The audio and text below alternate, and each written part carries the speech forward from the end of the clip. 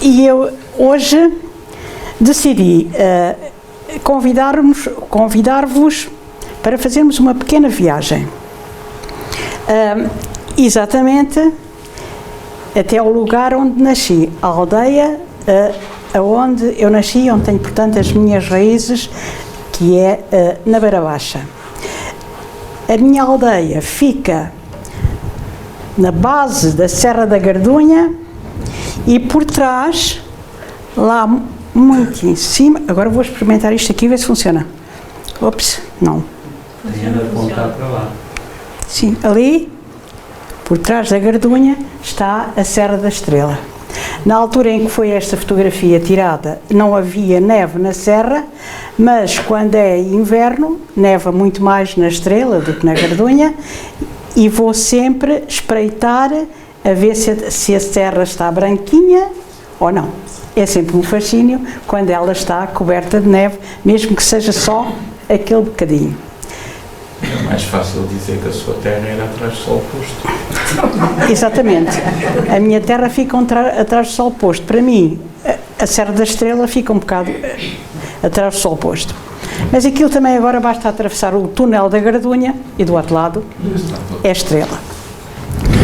Bom, então, segundo motivo porque eu decidi fazer esta palestra, ou trazer esta palestra, é porque, de algum modo, este é o mês da mãe, maio, não é? É o mês em que nós comemoramos a sociedade, enfim, o Dia da Mãe. E estava na hora de trazer até aqui, em agradecimento pela existência, a figura da minha mãe, mas também, e para já, a da minha avó. E porquê a da minha avó? Porque a minha avó, eu fui a primeira neta, filha dela, e fui sempre muito acarinhada por ela, acarinhada pela minha avó. Era a neta VIP. Ela tinha uma ligação muito grande com a minha mãe e, consequentemente, ajudou muito a minha mãe a criar os 7 filhos que teve. Como eu era a mais velha e também a mais insubordinada, havia muitas, sempre que havia possibilidade, a minha avó levava-me para a casa dela e eu adorava estar com os dois avós lá na aldeia, em vez de estar sempre na cidade a adorar a minha mãe e o meu pai e os meus irmãos. Bom, então, havia ali um ritual nos dias em que eu lá estava, especialmente na primavera e no verão, que era assim: o meu avô levantava-se muito mais cedo do que nós, tinha uma carroça e uma burra, ia para a horta e a minha avó ficava para trás para fazer o almoço. Então, quando o almoço já estava pronto, ele já tinha levado o único transporte que havia na família, não é?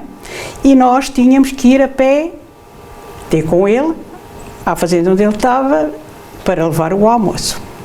Então a minha avó pegava na cesta, no braço, ela era alta, como veem, e eu lá ia caminhando atrás dela. E o caminho era uma odisseia autêntica. Primeira paragem era sempre na casa da mãe dela, a minha bisavó.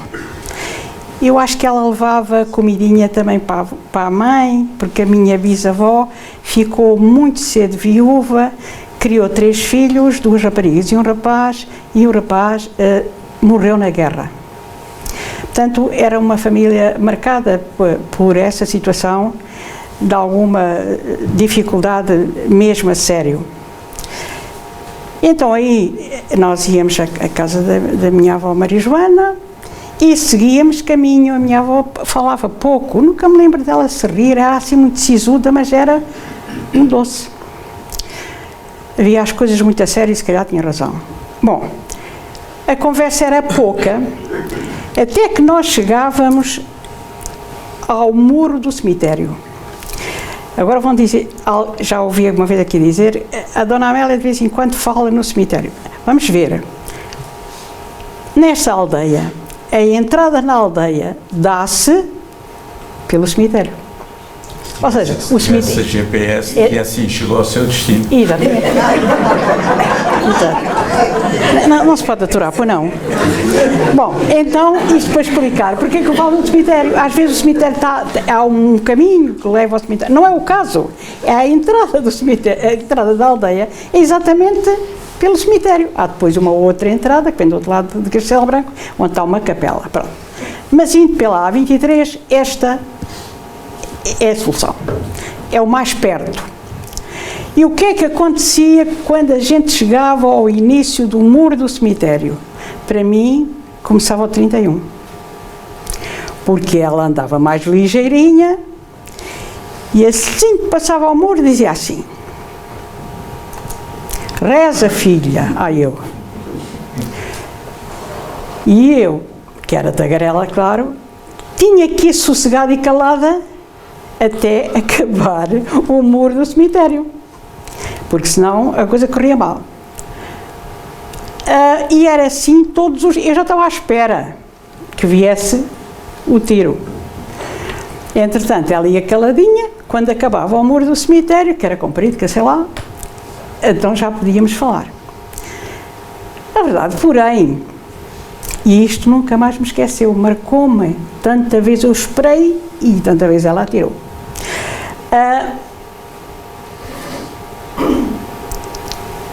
É que depois de ela ter mandado a bala, já nem me fazia muita diferença, porque nós estamos nas Caldas da Rainha, podemos brincar um bocadinho com isto. Estamos na terra do Zé Povinho, não é? E como diz o povo, quem pouco sabe, como é que se diz? Depressa ou reza, não é? Ora, como eu sabia pouco, rezava o que sabia, que era o que ela me tinha ensinado e a minha mãe, e fim de conversa. Logo se via. Pronto. Porque, afinal de contas, seguindo o caminho, o que é que eu encontrava? Coisas bem diversas e que me limpavam a mente, não é? Amoras. Por aquele caminho fora, que era terra, havia amoras fantásticas, empoeiradas, docinhas, tinham todas as características. E mais à frente, e eram boas, não é por causa de terem poeira que não tinham sabor, não é? Pelo aspecto. Pelo aspecto, eram fantásticas. Pronto, é assim o caminho. O Lucas sabe. Podia também, e acontecia com alguma frequência, isto era a ida para lá, aparecer uma lagartixazita pelo meio do granito, o que também fazia parte do meu roteiro turístico, não é? E finalmente chegávamos à Tapada. Na Beira Baixa, a Tapada é uma propriedade fechada, que tem uma casa onde as pessoas podem almoçar, dormir a sesta, enfim. Catarina, estás a ver o sobreiro? E aí eu já me encantava, porque a essa hora já a água corria da nora e fazia aquele barulho simpático na regadeira. Mas o mais fascinante ainda destes dias de infância era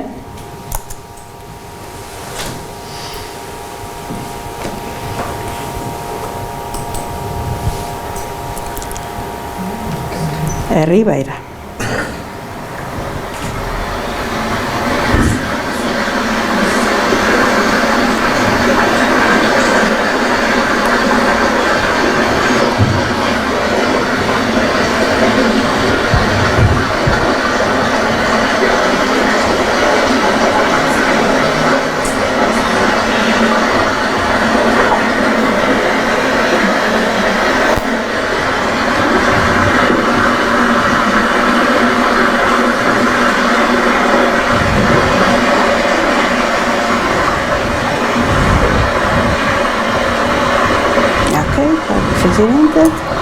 Bem,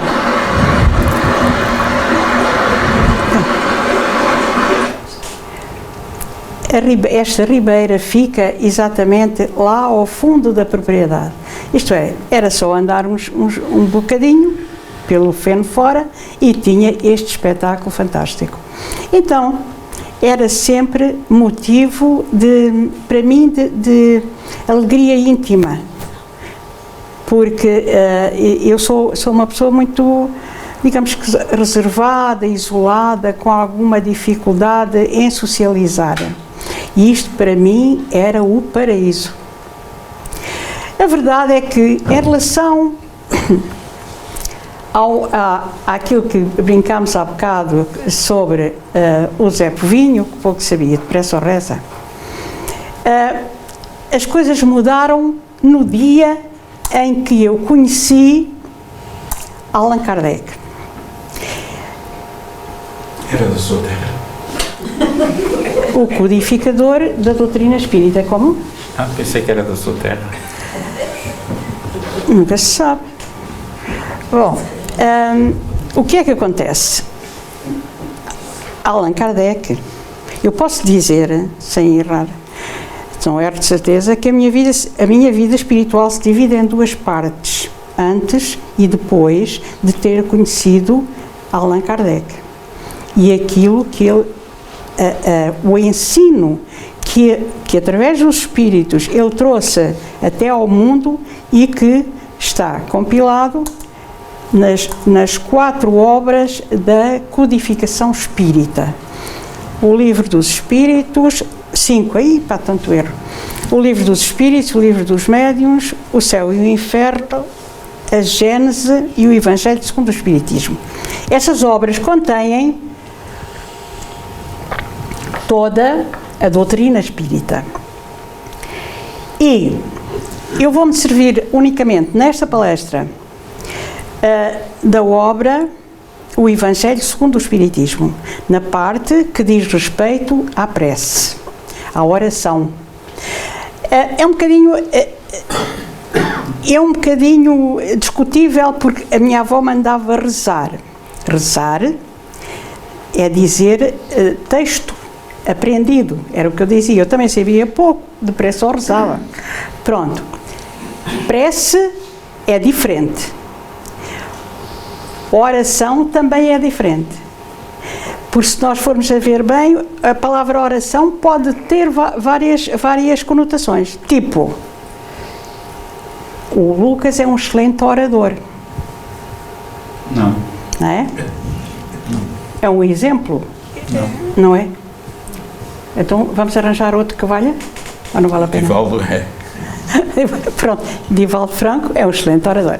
Orar já é um bocadinho diferente. Olhem que ter um indivíduo deste ao lado é terrível, não é? Bom, então, para dizer que nos vamos debruçar sobre a prece e sobre a ação da prece. Porque se ela me mandava rezar, o pensamento dela era muito mais abrangente e podia ser lido de várias formas. Será que o que ela estava a mandar-me fazer estava certo? Estava. E nós vamos ver ao longo da palestra a beleza que é naquela alma. Bom, diz Allan Kardec, a prece é uma invocação. Estive a ver no dicionário, invocação é o chamamento que se dirige a quem ou ao que desejamos que se manifeste ou nos venha em auxílio. Portanto, a prece é uma invocação. Por ela, pomos-nos em relação mental com o ser a que nos dirigimos. Para se compreender o que acontece nesse caso, é necessário imaginar todos os seres encarnados, tanto no corpo de carne, e desencarnados, fora do corpo de carne, mergulhados no fluido universal que preenche o espaço, assim como na Terra estamos envolvidos na atmosfera. Portanto, entendermos, temos que nos situar na atmosfera terrestre, onde cabem os vivos e os não vivos, ou seja, aqueles que estão fora do corpo de carne, mas que ao fim e ao cabo estão vivos também. Então, como é que atua a prece? Continua Kardec. Esse fluido, portanto, tudo aquilo que está à nossa volta, fluido, é um líquido ligeirinho, não é? É impulsionado pela vontade, pois é o veículo do pensamento, como o ar é o veículo do som. com a diferença de que as vibrações do ar são circunscritas, enquanto as do fluido universal se ampliam ao infinito. Ou seja, através da nossa mente, nós acionamos o ar que nos rodeia e com o nosso, ao mentalizarmos alguma coisa ou alguém a quem queremos atingir com o bem, com a prece, com a oração, a nossa mente, o nosso pensamento, o nosso querer funciona como as ondas do telemóvel. Não há maior telemóvel no mundo, maior em capacidade, do que a mente humana. Ou seja, com a nossa mente nós conseguimos atingir até ao infinito. Como Kardec nos diz, quando, pois, o pensamento se dirige para algum ser na Terra ou no espaço, de encarnado para desencarnado, ou vice-versa, estabelece-se uma corrente fluídica transmitindo o pensamento como o ar transmite o som. O que é que acontece? Quando nós lançamos um pensamento no ar, acontece o mesmo de quando atiramos com uma pedra à água. O que é que acontece quando nós atiramos com uma pedra à água? Ela vai fazendo círculos, não é? Círculos, círculos, é a mesma coisa. E esses círculos vão se propagando ao infinito. Quando atiramos com o nosso pensamento nosso, a atmosfera que nos rodeia, ele vai se propagando, atingindo o ser a quem o dirigimos, tanto para bem como para o mal. Bom, então, esta é a ação da prece. Se eu pedir por alguém que esteja do outro lado do planeta, a minha atitude de pedido, de prece, de bons sentimentos que eu atiro àquela pessoa, ela vai recebê-los como recebe uma mensagem de telemóvel se eu a enviar. E a gente pode dizer assim, mas também eu tenho um pensamento tão fraquito, se calhar as ondas que eu emito não vão lá chegar, vão.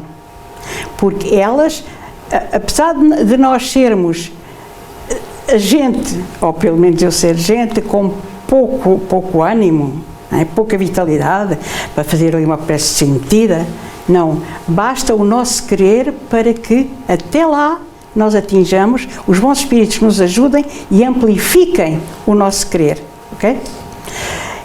Então, perguntamos, será que a prece é eficaz? Este é outro título do Evangelho segundo o Espiritismo, no capítulo da prece. E esta questão pode-se pôr, porque, vamos ver, se nós aprendemos que quando vimos à Terra para uma nova existência, trazemos um programa de provas e expiações que havemos de cumprir, se a sociedade o permitir, até ao último fôlego da nossa vitalidade, se de alguma forma está programado aquilo que eu estou a viver, o que é que adianta estar a pedir a Deus por isto e por aquilo? Está programado. Podemos pôr esta questão, não é? Senão, então, andávamos aqui a oscilar. Quem mais preces faça por si vai ter mais capacidade de vencer na vida. Quem vive mais sozinho, que tem menos quem faça preces por si, se calhar vai ficar na mão de baixo. Não. Vamos ver como é que os espíritos nos explicam a eficácia da prece sobre os seres que em sofrimento. O homem geralmente só vê o presente, isto é, não vou orar para quê? Não vai resultar? Não. Pedi e afinal não foi como eu queria, não é? É aquilo que nós podemos dizer. O homem geralmente só vê o presente, mas se o sofrimento é útil para a sua felicidade futura, Deus deixá-lo a sofrer. Como o cirurgião deixa o doente sofrer a operação que deve curá-lo. Ou seja, há situações nesta vida que, pelas suas características específicas, é mais benéfico para nós que as consigamos ultrapassar do que pedirmos a Deus para as deixarmos de lado, porque elas fazem parte da nossa evolução espiritual. Embora nos parecesse mais agradável, não é? Mais simpático, tais situações não acontecessem. Agora, então o que é que Deus concede a quem pede, a quem faz preces por si, pelos outros, pela sua família, pelos doentes, enfim? O que Deus lhe concederá, se pedir com confiança, é a coragem, a paciência e a resignação.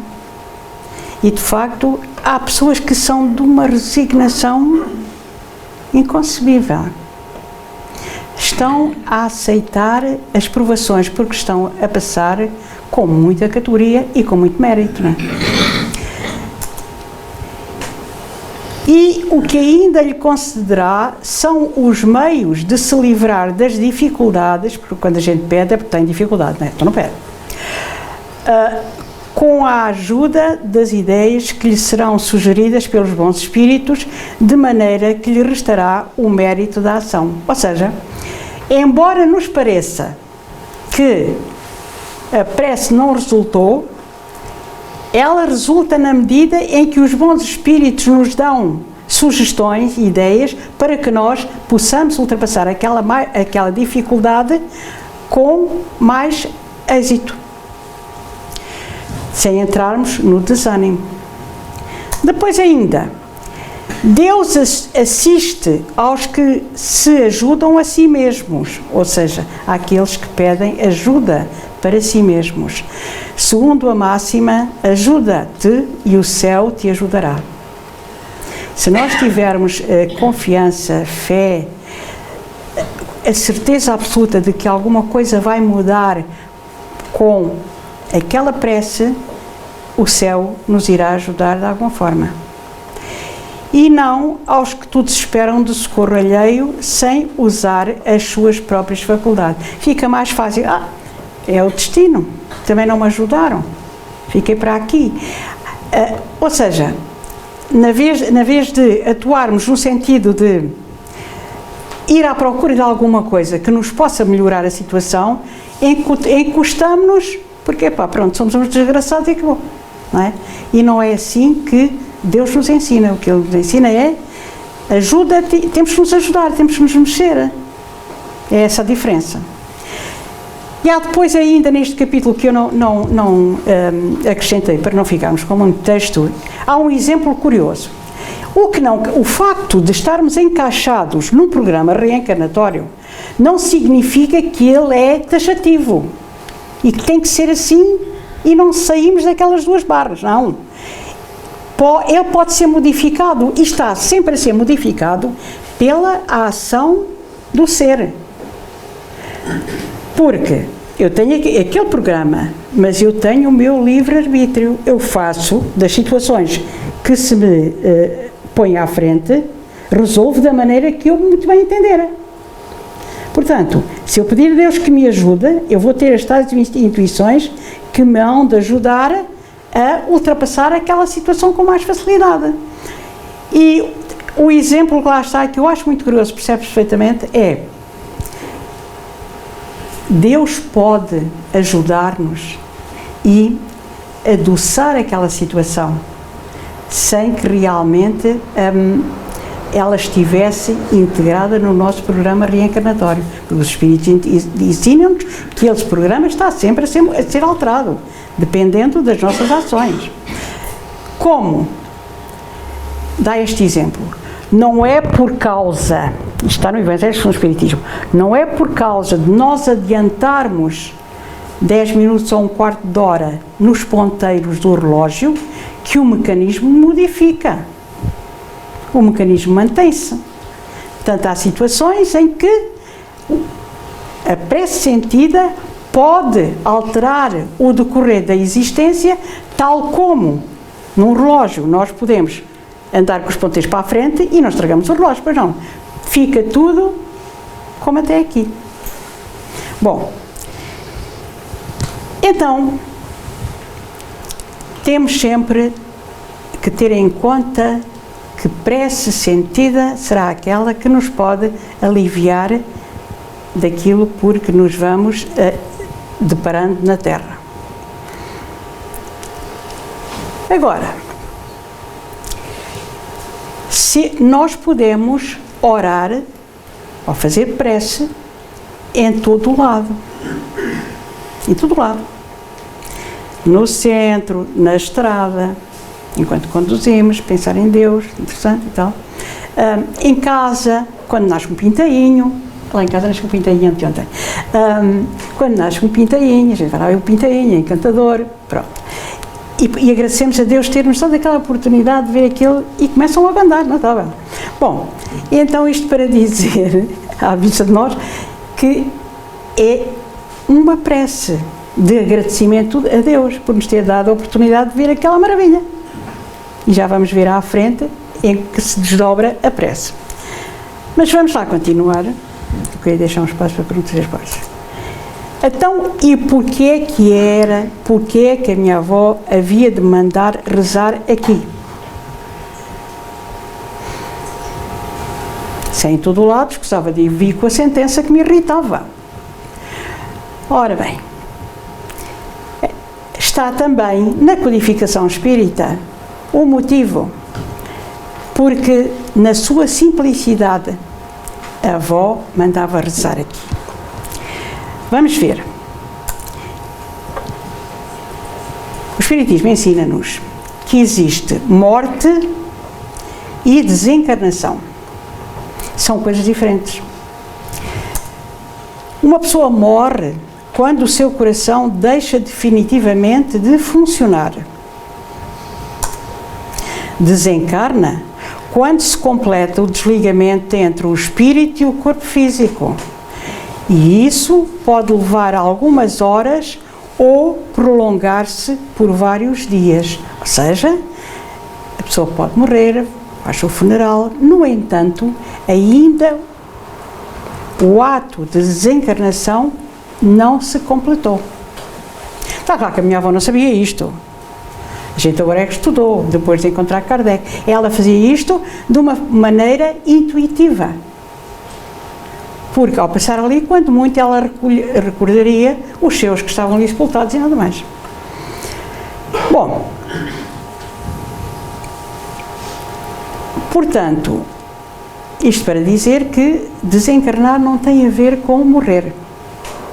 Morre o corpo, mas como nós somos constituídos de corpo espiritual e corpo físico, o corpo espiritual, para se desagregar completamente do corpo físico, pode levar tempo. Pode levar dias, meses e até anos. E haver uma ligação entre o espírito e o corpo. Aprendemos também no Espiritismo, com esta alma fantástica, Leon Denis, na obra Depois da Morte, que nos explica exatamente esta sequência de pensamento. E diz ele: orar pelos espíritos infelizes, orar com compaixão, com amor, é uma das mais eficazes formas de caridade.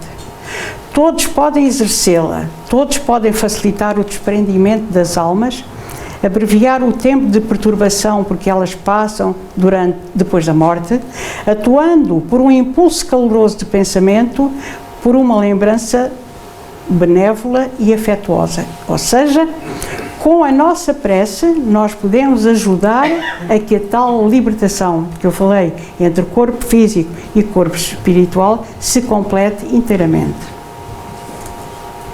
A prece, bem na sequência do que eu disse, facilita a desagregação corporal, ajuda o espírito a libertar-se dos fluidos grosseiros que o ligam à matéria. Agora perguntarão, então, sendo assim, ainda há a hipótese de voltar à vida? Não. Isso, o corpo morreu. A ligação entre o corpo espiritual e aquele corpo é que ainda se mantém.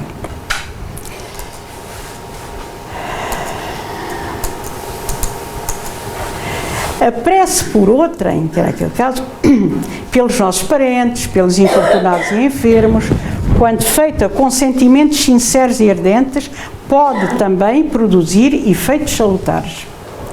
Mesmo quando as leis do destino lhe sejam um obstáculo, portanto, quando aquele ser esteja dentro dos parâmetros do destino, como ter algum obstáculo, quando a provação deva ser cumprida até ao fim, a prece não é inútil. Às vezes a gente está a pedir pela vida de uma pessoa e depois ela acaba de morrer, não é? Mas, mesmo nessas circunstâncias, a prece que nós fomos fazendo não lhe é inútil, porque os fluidos benéficos que trazem em si acumulam-se para, no momento da morte, recaírem sobre o perispírito ou o corpo espiritual do ser amado.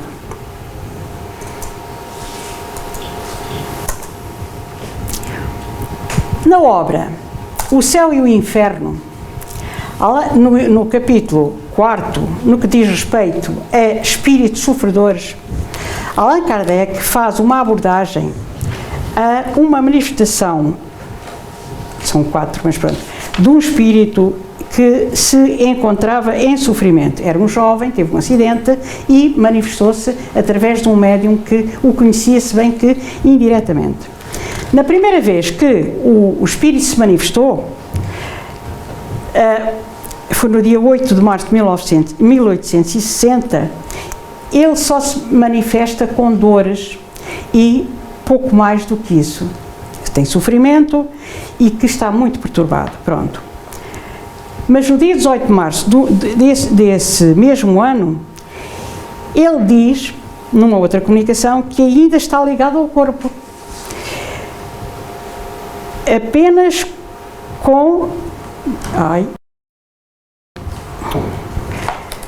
com dificuldade por ver onde se deve encontrar. O meu corpo lá está, e porque também lá permaneço sempre. Ou seja, ela encontrava-se junto do corpo. É o que aqui está, não é? Vinde orar sobre... Mal.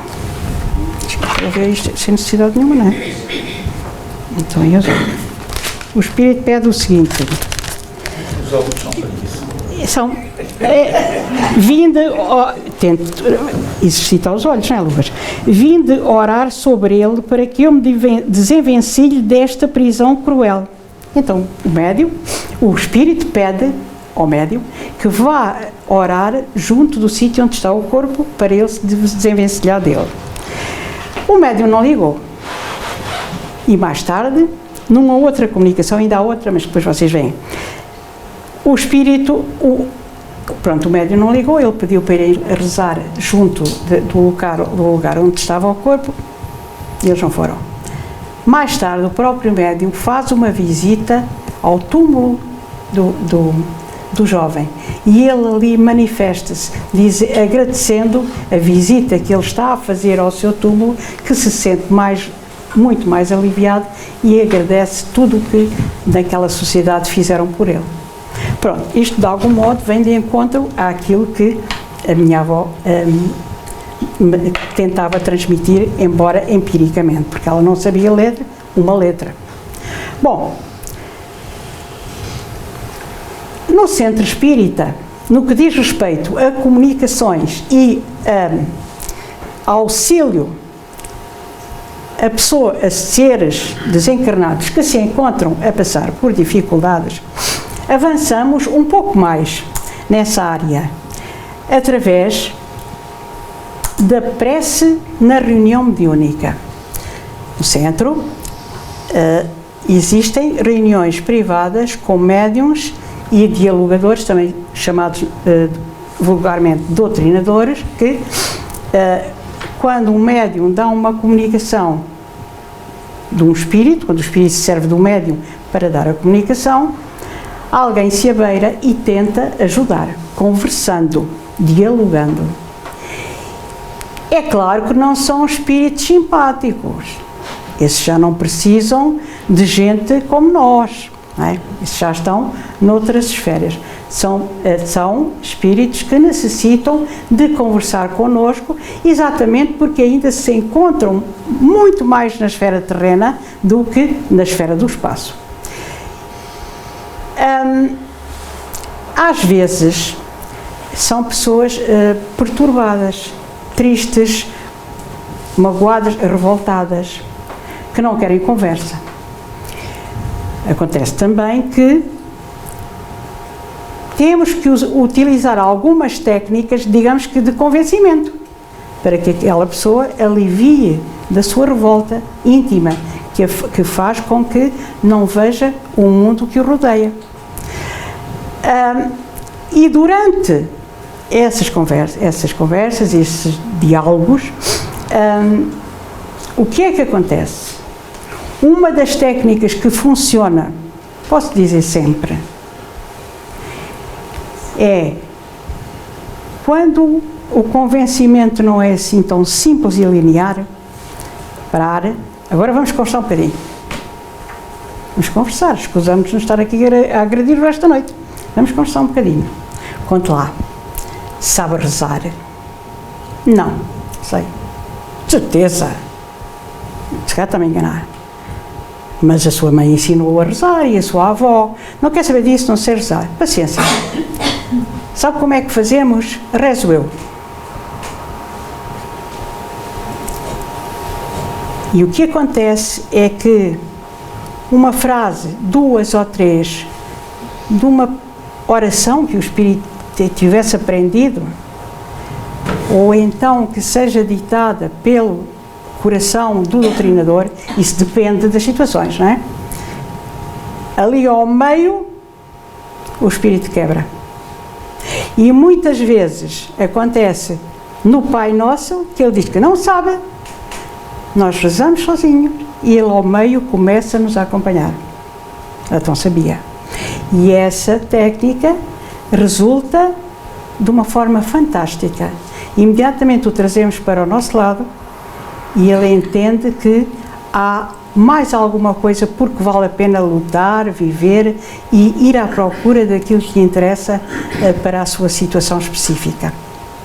Então, termos esta ideia de que em qualquer situação, mesmo de encarnado para desencarnado, a prece tem um valor fantástico. E dirão vocês, bem, a determinada altura, quando o Espírito quebra, se nós lhe dissermos, olha, e já agora não se vai embora, é muito interessante que às vezes perguntamos o nome, não se pergunta o nome, mas é uma questão de conversa, olha, como é que se chama? Ele diz um nome qualquer. Outras vezes não querem dizer. Não vou dizer, se eu não gosto de si, para que é que eu lhe estar a dizer o nome? E depois de toda a sequência de conversa de coração para coração, é claro que se diz, olha, vamos ter que nos despedir, não vamos ficar aqui o resto da noite, não é? Espera aí, eu não vou embora sem dizer uma coisa. Sabe como é que eu me chamo, fulano? Ou seja, ganhámos um amigo para o outro lado. Pronto, então, termos esta percepção da realidade da vida, do valor que tem a mãe, a avó, que nos ensinaram orações simples, mas que se podem transformar em preces conscientes e sentidas, capazes de atravessar entre dois mundos. E dirão vocês, mas isto pode ser coisa desta mulher que hoje apareceu aqui a dizer assim umas barbaridades. É coisa de outro tempo, não é? Olhem, eu trago-vos aqui um exemplo muito simples para partilhar convosco e que de algum modo me tocou. Não sei se conhecem estas duas almas, Divaldo Pereira Franco e Nilson de Sousa Pereira. Ainda durante a minha juventude, eu tive o gosto de privar com Nilson de Sousa Pereira. Tenho algumas fotografias connosco. Quem é o Nilson? É o que tem óculos ou sem óculos? Se as pessoas identificam o Divaldo por explosão de partes, Pronto. Então, Divaldo Pereira Franco. Então eu vou apresentar, está bem? Que é para o Lucas não ficar triste. Divaldo Pereira Franco e, eu hoje soube fazer isto, Nilson de Sousa Pereira. O Nilson acompanhava, não há hipótese, consigo, não quero mais aqui ao pé de mim, com o Nilson, durante muito tempo, todas as vezes que Divaldo Franco vinha a Portugal, ele trazia sempre a companhia de Nilson Pereira. Eram inseparáveis, e se formos ver um filme espetacular em que eles aparecem os dois desde quase a juventude, desde a juventude mesmo, a trabalhar juntos. Nilson já desencarnou há uns anos e eu trago-vos uma entrevista que ele deu ao Jornal de Espiritismo. Esta entrevista foi dada no dia 2/12/2013. E em relação àquilo que aconteceu na altura da morte de Nilson, Divaldo não estava no Brasil, portanto não foi ao funeral. E diz Divaldo Franco, havíamos combinado que ao ocorrer qualquer problema com um de nós, o outro continuaria no trabalho. O Nilson adoeceu e o Divaldo continuou com os seus roteiros de palestras pelo mundo fora. Portanto, o Nilson morreu e ele não estava no Brasil. Desse modo, diz Divaldo Franco, durante toda a sua enfermidade final, eu mantive a programação de viagens e os compromissos firmados, indo ao hospital para o acompanhar nas demais horas. Quando ele desencarnou, eu encontrava-me em viagem e prossegui, não havendo participado no seu sepultamento. Ao concluir o labor e retornar, fui diretamente ao cemitério, orar junto à sua tumba, sem extravasar a imensa dor que me dominava e ainda permanece, mas mais suavizada. Divaldo Franco. Vamos continuar. E agora, esta frase que também está no Evangelho segundo o Espiritismo e que traz um cheirinho a rosmaninho. Na beira baixa, neste momento, é rosmaninho por todo o lado. Diz-nos a doutrina espírita, orar é louvar, pedir e agradecer. Claro que a nossa ideia está sempre no pedir. No agradecer é discutível, já vamos ver a seguir. E o louvar nem sempre acontece. Ora bem, quando era à noite, acabava a história da Ribeira, das lagartixas, pronto, das amoras. Porquê? Porque nós íamos para casa na carroça. Já não dava para ir às amoras. A minha avó e o meu avô à frente, na carroça e na burra, e eu atrás, claro, sentada num feixe de erva. Ao longe, vemos ali a aldeia. Ora bem, mas havia outras coisas que eu via mesmo lá sentada no molho da erva e que bem davam para ser uma nota de louvor a Deus.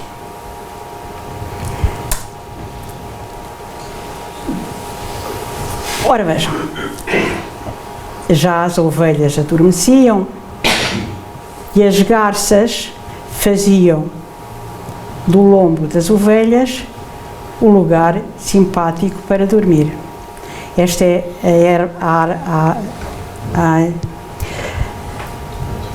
as garças, carraceiras, estas são boieiras ou carraceiras, é a mesma coisa. Porque elas estão ali em cima que é para tirarem as carroças às ovelhas. Para comerem, não é para tirar. Depois acabam por tirar, ao comer, fazem um favor. Fazem, exatamente. Tirem os espetáculo, não é? Lindas. Esta fotografia é mesmo de um fotógrafo da Beira Baixa. Ou ainda, esta maravilha, à noite, vejam como elas também procuram o seu pouso.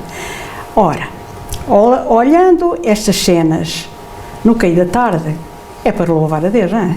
Que lindo! Bom, e agora, já quase para terminar, tínhamos falado no agradecer.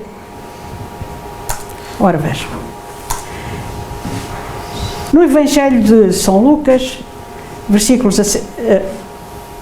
capítulo 17, versículos 11 e 19, o que é que aconteceu? Há a ligação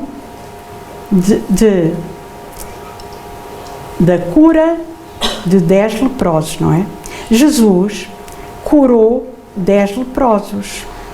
Eles ficaram todos contentes, está no Evangelho.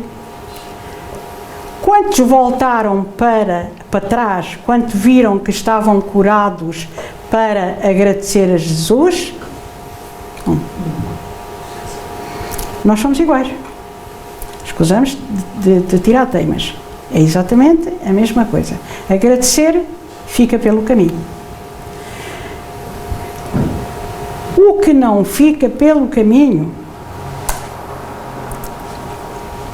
é a lembrança desta vivência de uma criança a atingir a adolescência. A minha avó e a frase sempre atual: reza, filha. Então este é o convite que eu deixo a todos neste momento. Se a gente de um momento para o outro se lembrar desta velhinha massacrada pela vida, ficou sem pai muito cedo, que a única fotografia que tinha na sala era a do irmão que morreu na guerra, vamos pensar 2 vezes no valor da prece e naquilo que os nossos antepassados nos ensinaram. Passando à atualidade, eu trouxe-vos para terminar uma prece recebida aqui no centro na reunião mediúnica e que realmente, de alguma forma, engloba tudo aquilo que temos estado a dizer até aqui. E que diz assim: Senhor da vida, quando a minha alma estiver em ferida, que eu possa lembrar-me de Ti. Quando a dor penetrar no meu lar, que eu jamais me esqueça de orar. Quando o sofrimento, seja ele qual for, me desafiar a existência, que eu possa, Senhor, escorar-me na paciência. Divino amigo, que eu possa ser o candeeiro que ilumia, o cobertor que agasalha, a palavra que consola, a comida que sacia e a água que descedenta. Mas acima de tudo, Mestre amado, que jamais eu olhe para o lado ou me sinta alquebrado por qualquer aflição ou situação e mesmo sofrendo, chorando ou morrendo, eu possa sentir dentro de mim a certeza do porvir, a certeza do meu sentir, entrando no mais além, com a alma em paz, com o coração leve e sem mágoa por ninguém.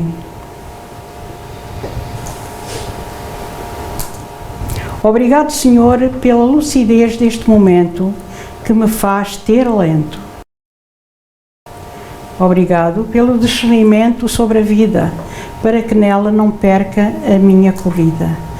Que eu possa, querido amigo, manter a alegria de servir, mesmo com o coração ferido, na certeza de que amanhã, no porvir, eu poderei dizer e sentir que valeu a pena viver, sofrer, sorrir, partilhar, lutar, para atingir a paz, a harmonia que são agora o meu lugar. Obrigado, Senhor. Ditado pelo Espírito Amélia Rodrigues, psicografia recebida por José Lucas em 9 de agosto de 2010 em Óbidos, Portugal. E pronto, terminei.